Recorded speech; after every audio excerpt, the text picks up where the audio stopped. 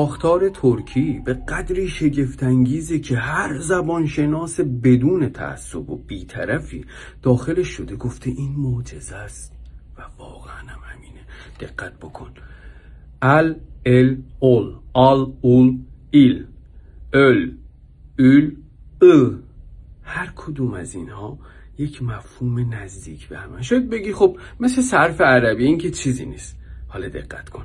وقتی یک تامغا که هر کدوم از تامغاها الفبا نمیگیم بهش، ما قدیم تامغا بهش میگیم، هر کدوم یک تفسیری داره، یک سنگینی داره. مثلا تامغای آز، تامغای اوز، چند کتاب در موردش میشه نوشت.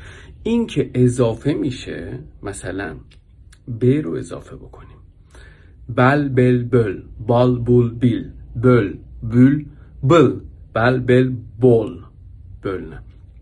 حالا در این ساختار نگاه کن، ال رو از اینجا داریم، بل به معنی جدایی، علمک به معنی جدایی. حالا به جای ب تو همین مورد چه بذاریم؟ چل، چل، بل، ال. ببینید اینجا خارج از حیات. تل، تل، تل، تال، تول، تیل، تل، تول، تل. ال رو داخل این حرکت رو ببین. میبینی؟ این هارمونی.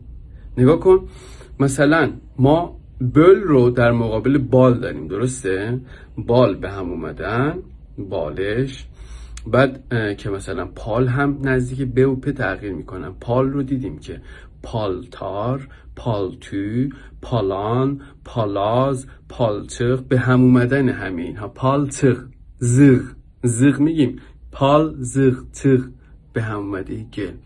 و اینها در هر مجموعه متضادش هم داخلش هست. بال، بل، بول، زیاد، بیل، جمع کن، ذهنیت، بیلگه، اطلاعات داخل مغزت. نگاه کن، از یک سادگی شروع میشه، رشد میکنه.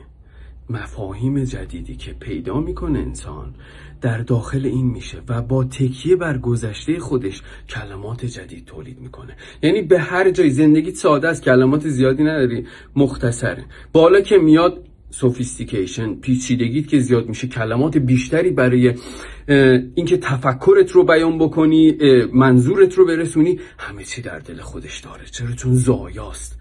و این زایندگی در این هارمونی رو هیچ زبانی در دنیا نداره.